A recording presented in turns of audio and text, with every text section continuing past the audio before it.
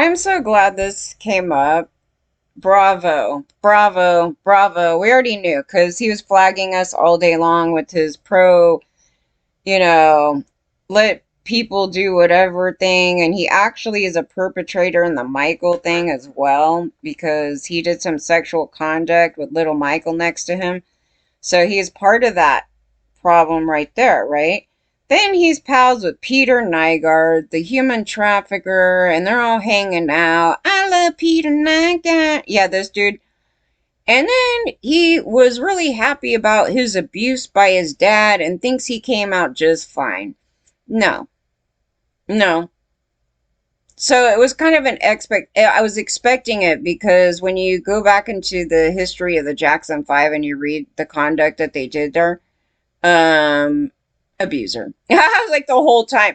And he wasn't stopped. That was the thing. So we were talking about the childhood portions there. And then he's been defending it to the end. That's the flag. And when you see those people, you should look into their history. But I'm glad someone's suing him. So let's see why. Because I haven't even read that yet. I saw the title and I was like, yes, yes, I could not. It was just this thing. Jermaine sued for alleged 1988 sexual assault. The lawsuit from plaintiff Rita Barrett alleges that Jackson 5 co-founder forced his way into her home and assaulted her in the 1980s. I 1000% believe every story of anybody harmed by the Jacksons. Okay? Like I said, LaToya was like the only one at that time, like, pretty sane talking about the abuses, and she was deemed the nutty one. And I was like, no, actually, Jermaine Jackson, I never heard stories of her doing that. The only other person I heard was Janet with her friend out in 94 groping a DJ. It wasn't her, it was her with her friend. It was, I put it up here. Was it Queen Latifah? One of them. One of them groped some guy and grabbed him in the crotch. And I was like, I cannot believe I just read this. And they were totally fine with this conduct. And they've been trying to cover up and do all these things. These are all the bad people, you know what I mean? Like they're the ones that enable it.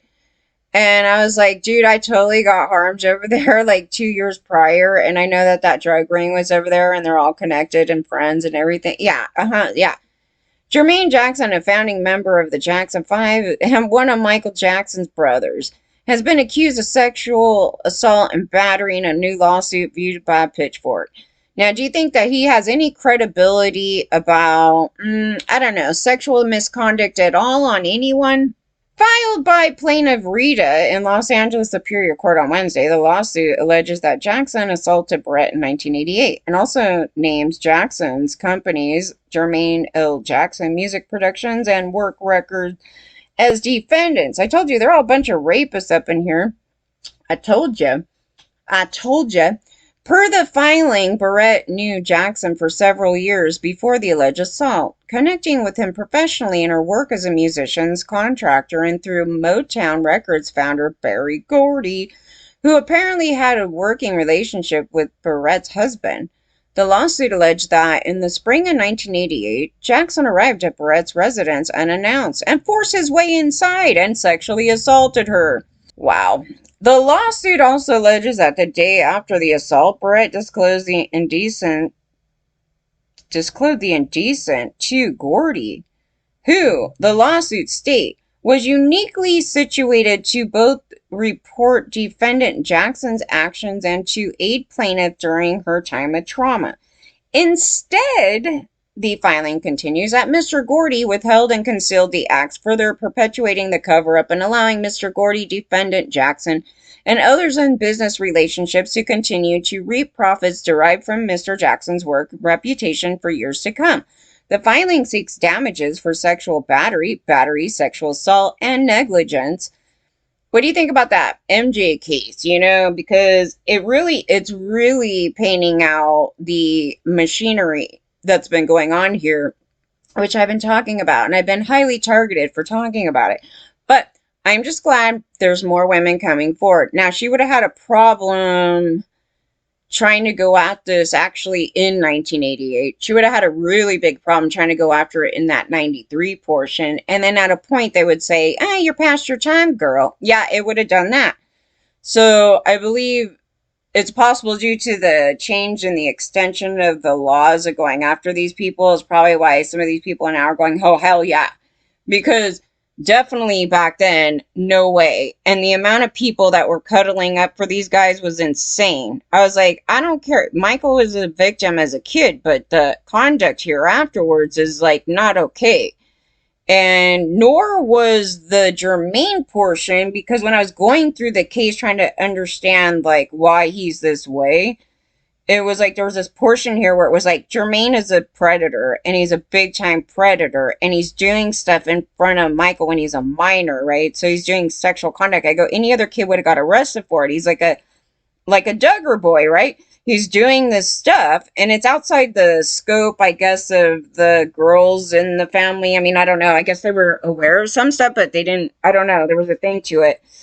And, but it was something about him being in the bed and them trying to get Michael raped and then this whole thing right there. And I was like, yeah, no. And this is really bad because then it just normalizes this behavior. And then Jermaine is defending all this type of conduct, like defending it. I was like, you should not be defending it. So that's going to say that he's okay with that conduct, even with kids and, you know, all this stuff. It is. That's what it tells you. You have to look at it and go, well, what are they really saying? So this is what happened there. So they all got cuddled and they're a bunch of socios, and they were socios because the guy, I said there was not a liquor store. I guess he was like a store owner.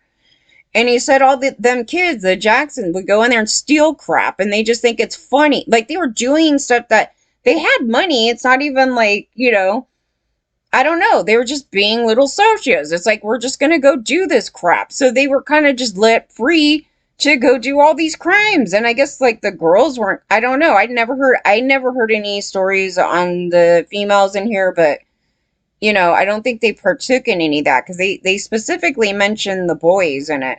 They didn't say Mike. I don't think it was with Michael, but it was like Jermaine and the other guys. That's what I recall from the story. Take it with a grain of salt because it's hearsay as a point coming to me. But I believe it because when you go through their history, they had a lot of conduct doing that. Like Michael throwing balloons. I don't know, just a lot of behaviors that no normal person would do. Mostly, you know. I don't know. They just, I don't know. It's that thing. So, and Michael stalked Lisa Marie, which is really bad. And he was openly saying that on TV. And I'm like, are we really promoting this conduct? Hell yeah, they are. Right? So, no way, not in 1988.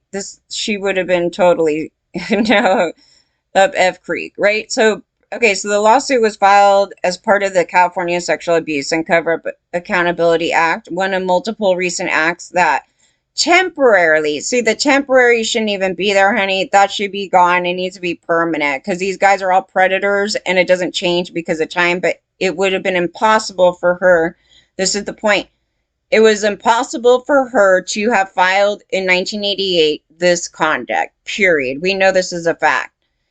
And there was a cover-up. So when somebody told somebody, there was a cover-up. So this happened in my case too, where the inner parties here were told something, and instead of actually, you know, going after the parties in the industry, right?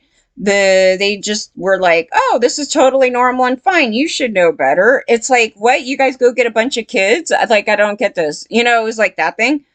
So, no, we did tell people, and then it went further on to online, and then instead of law enforcement and, you know, the child, you know, trafficking or any of that stuff didn't give a shit, they did not even look into it.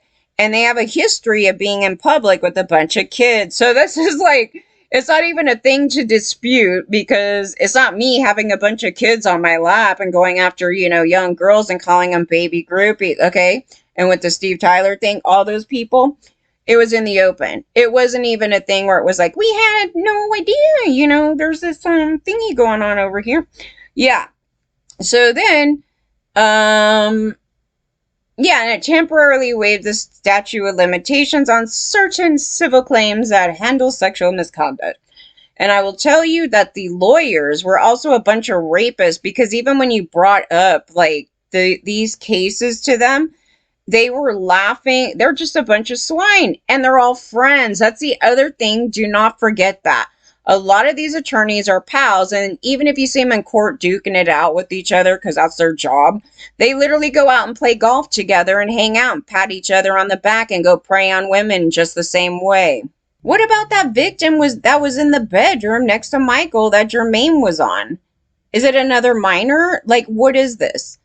Like, there's a lot of questions to this, because there was a lot of stories where I was going, yeah, there's some things in here that calling girls prostitutes. I was like, yeah, who is that? Is it a human trafficking victim? Is she 12? Like, we don't know, right? Because the way they write it, woman object, we don't care about her identity. And we're talking about it in a way that we're trying to assume a consensual behavior here, when in the story, the reality is the majority of the women in this case may be victims because they preyed on their fans and did a lot of other stuff that they condoned at that time as being okay. And you don't know their ages. That's a thing. Like, there was a lot of stories in this. I was like, what in the hell is going on? And a family member tried to rape Michael when he was a kid. And then he has allegations later. It makes sense why that would happen. It's just like this thing. And I was like, it's serious, no matter what. That's why I'm telling people, question what they're actually saying. If you're defending Michael being on kids and just touching them whenever they want to, and you're trying to call it love and whatever this bullshit is, then he's condoning the behavior that men can do whatever the hell they want to it, regardless of the gender here. So they could do whatever they want without consent and do these things. That's why their state keeps getting sued by the alleged victims. I mean, it's a pretty obvious thing. And the people that have stood back and tried to say, no, we're not a victim, are the ones that were perpetrating on other people. It's pretty obvious. So that's why we're really dissecting this thing here. Mostly being a victim to it a million times over. It's time to point the finger and looking at the actual perpetrators, right? They're easy to read. The guy that's sitting there defending it. There you go.